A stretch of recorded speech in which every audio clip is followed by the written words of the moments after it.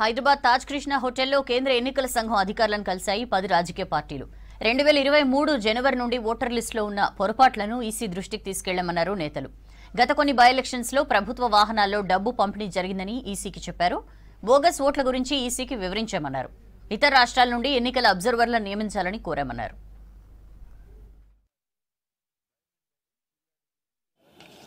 ప్రజాస్వామ్య వ్యవస్థలో మరి పేరు పక్కకు గుర్తు ఇవి రెండు బ్యాలెట్ పేపర్లో ఉంటాయి.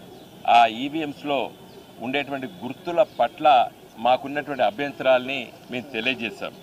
తర్వాత మీకు తెలుసు సోషల్ మీడియా యూట్యూబ్ ఛానల్స్ లోపల సోషల్ మీడియా లోపల మరి వ్యక్తుల పట్ల పార్టీల పట్ల అసభ్యంగా మాట్లాడుతున్నారు. ఇలాంటి కూడా ఎలక్షన్ కమిషన్ ఆఫ్ ఇండియా జాతీయ స్థాయిలో మంచి నిర్ణయం తీసుకోవాలని చెప్పి కూడా మేము సూచనప్రాయంగా వారి దృష్టికి తీసుకురావడం జరిగింది.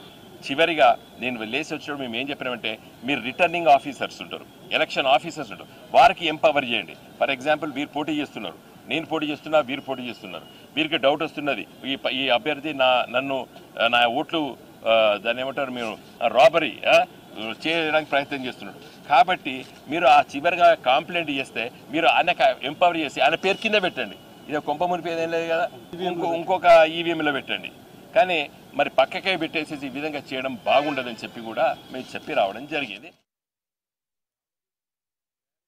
డబ్బు పంపిణీ ప్రభుత్వ వాహనాల్లో, పోలీసు వ్యాన్లలో, అంబులెన్సుల్లో డబ్బుల్ని పంపిణీ చేసినటువంటి విషయాన్ని కూడా మేము ఇచ్చినటువంటి రిప్రజెంటేషన్లో పేర్కొనడం జరిగింది. వీటన్నిటినీ కూడా సమర్థవంతంగా అడ్డుకోవాలంటే, ఇలాంటి దుర్మార్గాలకు అవకాశం లేకుండా చేయాలంటే కేంద్ర బలగాలని పెద్ద సంఖ్యలో రాష్ట్రం మొత్తం మీద వారిని రంగంలోకి దింపాల్సినటువంటి అవసరం ఉందని చెప్పి కూడా వారికి చెప్పడం జరిగింది. ఒక పార్టీకి న్యాయం చేసే మాట మాట్లాడడం లేదు, ప్రజాస్వామ్యానికి న్యాయం చేయాల్సినటువంటి అవసరం ఉంది. ప్రజాస్వామ్య మౌలికమైనటువంటి సిద్ధాంతాలను పరిరక్షించే దాంట్లో ఎన్నికల సంఘం ఒక ప్రధానమైనటువంటి పాత్ర పోషించే దాంట్లో వారు న్యాయం చేస్తారని చెప్పి మేము విశ్వసిస్తున్నాం. తెలంగాణ రాష్ట్రంలో మీరు ఫ్రీ అండ్ ఫెయిర్ ఎలక్షన్స్ జరపాలంటే ఏ విధంగా అయితే ఎలక్షన్స్ లిక్కర్కి క్యాష్ డిస్ట్రిబ్యూషన్తో ఇన్ఫ్లుయెన్స్ అవుతున్నాయో, మీరు ఎలక్షన్ కమిషన్ ఆఫ్ ఇండియా నేరుగా ఇంటర్వ్యూన్ అయ్యి మీరు ఆపలేకుంటే తెలంగాణలో ఎలక్షన్స్ ఫ్రీ ఫెయిర్గా ఉండవు, మరి దానికి మీరు ఏం చేస్తారో చేయాలని చెప్పి మేము చెప్పడం జరిగింది. చాలామంది కలెక్టర్లు, ఎస్పీలు చాలా పక్షపాతంగా వ్యవహరిస్తున్నారు. వీరి ఆధ్వర్యంలో ఫ్రీ అండ్ ఫెయిర్ ఎలక్షన్ సాధ్యం కాదు అని చెప్పడం జరిగింది. అదేవిధంగా ఈరోజు ఎలక్షన్స్ షెడ్యూల్ ఒక వారం 10 రోజుల్లో విడుదల చేస్తున్న ఈ సమయంలో ప్రతిరోజు ప్రభుత్వం కొత్తగా జియోలు ఇవ్వడం, కొత్తగా మంజూర్లు ఇవ్వడం, ఇదంతా ఎలక్షన్స్ని, ఓటర్లని ప్రభుత్వ సొమ్ముతో ఇన్ఫ్లుయెన్స్ చేయడమే అని చెప్పడం జరిగింది.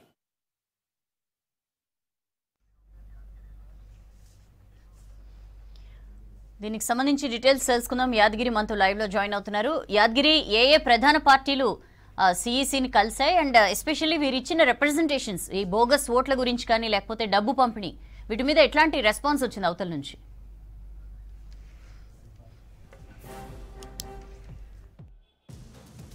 సౌజన్య, ఇవాళ అంటే కేంద్ర ఎన్నికల సంఘం ఆధ్వర్యంలో తాజ్ కృష్ణ హోటల్లో మొత్తం 10 పార్టీలకు సంబంధించి, గుర్తింపు పొందిన 10 పార్టీలకు సంబంధించి వాళ్ళు ఆహ్వానించారు. అందులో 6 జాతీయ పార్టీలు ఉన్నాయి, 4 ప్రాంతీయ పార్టీలు ఉన్నాయి. ఇందులో ప్రధానంగా కాంగ్రెస్, బీజేపీ, బీఆర్ఎస్, తర్వాత బీఎస్పీ, లెఫ్ట్ పార్టీస్ వీళ్ళందరూ కూడా మధ్యాహ్నం తర్వాత ఇవాళ కేంద్ర ఎన్నికల సంఘంతో భేటీ అయ్యారు. ఇందులో ప్రధానంగా బీజేపీ, కాంగ్రెస్ ఎక్కువ శాతం ఇందులో లేవనెత్తినది ఎన్నికల కమిషన్కి ఇచ్చినటువంటి ఫిర్యాదు. దాంట్లో ప్రధానంగా వీళ్ళు ఈ బోగస్ ఓట్లు, తర్వాత మరికొన్ని ఓట్లు, ఈ మరణించిన వాళ్ళని కొన్ని సంవత్సరాలు కూడా వాళ్ళని తొలగించట్లేదు, అవి అట్లాగే ఉంటున్నాయి. పేర్లతోని ఇంకా వేరే వాళ్ళను ఓట్లు వేయించుకుంటున్నారు అని చెప్పేసి ప్రధానంగా ఈ 2 విషయాలలో ఎక్కువగా వాళ్ళు లేవనెత్తినట్టు తెలుస్తుంది. బయటకు వచ్చిన తర్వాత కూడా వాళ్ళు అదే చెప్పారు. అంటే ఒక్క ఎగ్జాంపుల్గా రాష్ట్ర వ్యాప్తంగా చాలా అసెంబ్లీ నియోజకవర్గాలలో ఈ బోగస్ ఓట్లు ఉన్నాయి. కానీ ఎగ్జాంపుల్ ఒకటి నాంపల్లి, హైదరాబాద్లో ఈ నాంపల్లిని ఎగ్జాంపుల్ కాంగ్రెస్ వాళ్ళు నాంపల్లి ఎగ్జాంపుల్ తీసుకొని అందులో ఒక్క నాంపల్లి అసెంబ్లీ నియోజకవర్గంలోనే 1,00,000 బోగస్ ఓట్లు ఉన్నాయని చెప్పేసి మేము అటు రాష్ట్ర ఎన్నికల సంఘానికి ఇటు కేంద్ర ఎన్నికల సంఘానికి కూడా ఫిర్యాదు చేశాం. కానీ అందులో ఇప్పటి వరకు కేవలం 30,000 ఓట్లు మాత్రమే తొలగించారు. అంటే ఇంకా 70,000 ఓట్లు బోగస్ ఓట్లు ఉన్నాయి. వీటిని కూడా తొలగించాల్సిన అవసరం ఉంది అని చెప్పేసి వాళ్ళు ఎలక్షన్ కమిషన్ దృష్టికి తీసుకెళ్లినట్టు చెప్పారు. ఇక దీంతో పాటు రాష్ట్రంలోని చాలా అసెంబ్లీ నియోజకవర్గాలలో ఇంకా ఎన్నెన్ని బోగస్ ఓట్లు ఉన్నాయి, వాటిని ఎట్లా రెక్టిఫై చేయాల్సిన అవసరం ఉంది అనే దానిపైన ఎలక్షన్ కమిషన్ దృష్టికి తీసుకెళ్లామని చెప్పారు. ఇక ఇందులో ఇంకోటి అంటే అక్టోబర్ 4 అంటే రేపే మొత్తం రాష్ట్రానికి సంబంధించిన ఫైనల్ ఓటర్ లిస్టుకు సంబంధించి ఓటర్ లిస్టును రేపు ప్రకటిస్తామని చెప్పేసి ఇప్పటికే రాష్ట్ర ఎన్నికల సంఘం ప్రకటించింది.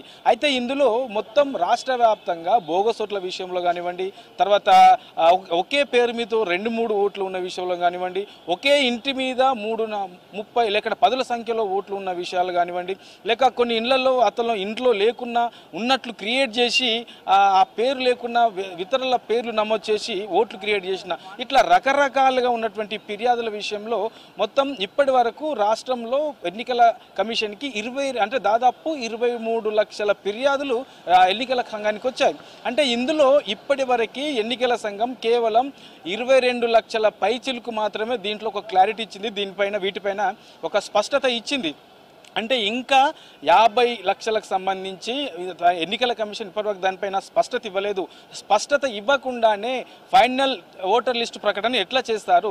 సో ఈ పూర్తి స్థాయిలో దీనిపైన ఒక స్పష్టత ఇచ్చిన తర్వాతనే ఈ ఫైనల్ ఓటర్ లిస్ట్ అనేది ఎన్నికల సంఘం ప్రకటించాలి. సో రేపు ప్రకటిస్తే సో ఏదైతే రాజకీయ నాయకులు కానివ్వండి, ఇంకా ఇతర నేతలు కానివ్వండి, ఎవరైతే ఎన్నికల సంఘానికి ఫిర్యాదు చేసుకున్నారో అదేది పట్టించుకున్నట్లు అవుతుందని చెప్పేసి ప్రధానంగా ఈ కాంగ్రెస్ నేతలు ఎన్నికల కమిషన్ దృష్టికి తీసుకున్నట్లు వాళ్ళు వచ్చి బయట మీడియాతో చెప్పారు. ఇక బీజేపీ నేతల విషయంలో కూడా బీజేపీలు కూడా ప్రధానంగా ఈ బోగస్ ఓట్ల విషయంలోనే ఎన్నికల కమిషన్ దృష్టికి తీసుకెళ్లారు. ఇక ప్రభుత్వం ఏదైతే ప్రభుత్వం ఉందో, ప్రభుత్వ అధికార పార్టీ ఉందో వాళ్ళందరూ కూడా ప్రభుత్వ వాహనాల్లో గతంలో జనరల్ ఎలక్షన్లో కానివ్వండి, తర్వాత బై ఎలక్షన్లో కానివ్వండి, సో ఆ గతంలో జరిగినటువంటి సంఘటనలు ప్రభుత్వ వాహనాలలోనే పోలీస్ వాహనాలలోనే డబ్బు పంపిణీ చేశారు, డబ్బును తరలించారని చెప్పేసి ఫిర్యాదులు ఉన్నాయి. సో ఈ ఫిర్యాదును ఇవాళ కేంద్ర ఎన్నికల సంఘం దృష్టికి అటు కాంగ్రెస్ నేతలు ఇటు బీజేపీ నేతలు కూడా తీసుకెళ్లినట్లు ఆ నేతలు చెప్పారు. ఇక దీంతో పాటు రాష్ట్రంలో ఇక్కడ ఉన్నటువంటి పోలీసులు మొత్తం ప్రభుత్వానికి అనుకూలంగా వ్యవహరిస్తున్నారు.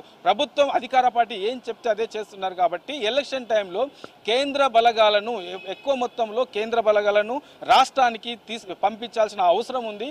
దానిపైన దృష్టి పెట్టాలని చెప్పేసి ఎన్నికల సంఘానికి చెప్పినట్టు తెలుస్తుంది. ఇక దీంతో పాటు ఇప్పటికే బీజేపీ నేతలు కూడా ఇటు రాష్ట్ర ఎన్నికల సంఘానికి అటు కేంద్ర ఎన్నికల సంఘానికి ఈ నేతలు కూడా బోగస్ ఓట్లు ఏ నియోజకవర్గంలో ఎట్లా ఉన్నాయి, ఎప్పుడు వీటి విషయంలో ఏం చేయాలనే దానిపైన ఫిర్యాదు చేశారు. సో దాని విషయంలో కూడా మళ్ళీ ఒకసారి కేంద్ర ఎన్నికల సంఘాన్ని కూడా మళ్ళీ ఆ విషయంలో ఒకసారి పునరాలోచించాలి, వాటిపైన దృష్టి పెట్టాలని చెప్పేసి బీజేపీ నేతలు కూడా కేంద్ర ఎన్నికల సంఘం దృష్టికి తీసుకెళ్ళాలి. ఇట్లా మధ్యాహ్నం 2 గంటల నుంచి దాదాపు 3 గంటల వరకు అంటే 3 గంటలు వివిధ రాజకీయ పార్టీల నేతలతోనే కేంద్ర ఎన్నికల సంఘం సమావేశమైంది. ఆ సమావేశంలో గతంలో జరిగినటువంటి ఎన్నికల్లో జరిగినటువంటి ఇబ్బందులు ఈసారి కాకుండా ఎట్లా చేస్తే బాగుంటుంది, ఇంకా రాజకీయ నేతల్లో ఎన్నికల నిర్వహణ విషయంలో కానివ్వండి, ఓట్ల నమోదు విషయంలో కానివ్వండి, ఇంకా ఎలాంటి అనుమానాలు ఉన్నాయనే దానిపైన అడిగి తెలుసుకున్నారు. ఆ తర్వాత ఏదైతే ఈ ఎన్ఫోర్స్మెంట్ ఏజెన్సీ ఉన్నాయో మొత్తం 5 గంటల తర్వాత దాదాపు గంట నుంచి గంటన్నర వరకు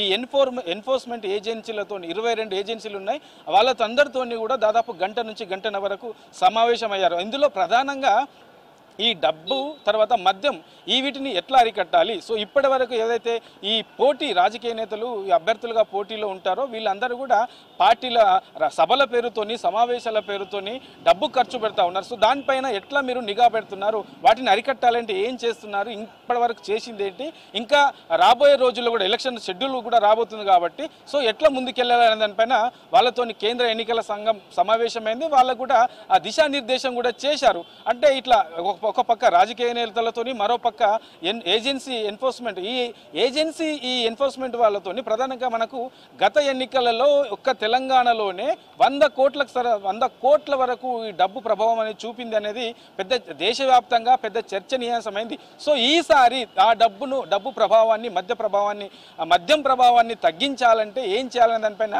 స్పెషల్ ఫోకస్ పెట్టినట్లు ఎన్నికల సంఘం చెప్తా ఉన్నది. సో ఇట్లా మధ్యాహ్నం 2 గంటల నుంచి దాదాపు 6:30 7 గంటలు అంటే కొద్దిసేపటి క్రితం వరకు కూడా ఈ ఒక పక్క ఎన్ఫోర్స్మెంట్ ఏజెన్సీలు, మరో పక్క రాజకీయ నేతలతో ప్రత్యేకంగా సమావేశమైనటువంటి కేంద్ర ఎన్నికల సంఘం ఆ తర్వాత ఇప్పుడు ప్రజెంట్ అయితే కొనసాగుతుంది. రాష్ట్ర ప్రధాన ఎన్నికల అధికారి వికాస్ రాజు ఈ రాష్ట్రంలో ఎన్నికల నిర్వహణ పైన ఒక ప్రత్యేకంగా ఈ పవర్ ప్రజెంటేషన్ అయితే ఇస్తా ఉన్నారు. సో దాదాపు ఇది కూడా గంట వరకు కొనసాగుంది. అంటే రాష్ట్రంలో ఇప్పటి వరకు ఎన్నికల నిర్వహణ విషయంలో ఎలాంటి జాగ్రత్తలు తీసుకున్నాము, ఎలాంటి ఏర్పాట్లు చేశాము, సో ఎక్కడెక్కడ ఎలాంటి జాగ్రత్తలు తీసుకోవాల్సిన అవసరం ఉంది, ఇప్పటికిప్పుడు షెడ్యూల్ ప్రకటిస్తే మేము సిద్ధంగా ఉండడానికి ఏ రీజన్స్ ఉన్నాయి, ఎట్లా ఉన్నాయి అనే దానిపైన పూర్తి స్థాయిలో కేంద్ర ఎన్నికల సంఘానికి ఒక పవర్ పాయింట్ ప్రజెంటేషన్ అయితే చేస్తూ ఉన్నారు. సో ఇది మొత్తానికి ఇవాళ మొదటి రోజు కేంద్ర ఎన్నికల సంఘం తెలంగాణలో సమావేశమైనటువంటి సిచ్యువేషన్. మళ్ళీ రేపు ఎల్లుండి 2 రోజులు కూడా ఇక్కడే కేంద్ర ఎన్నికల సంఘం ఉండబోతుంది. రేపు కలెక్టర్లతో పూర్తి స్థాయిలో ఇక్కడ సమావేశం ఉదయం నుంచి కూడా సాయంత్రం వరకు ఇక్కడ సమావేశం ఉంటుంది. ఆ తర్వాత 3వ రోజు రాష్ట్ర సిఎస్ తర్వాత డీజీపీతో కూడా ప్రత్యేక సమావేశం ఉంటుంది. ఆ తర్వాత మీడియా సమావేశం పెట్టి ఎల్లుండి అంటే గురువారం రోజు ఈ హైదరాబాద్ నుంచి ఢిల్లీ వెళ్ళనున్నారు. సౌజన్య. Right Yadagiri, thank you.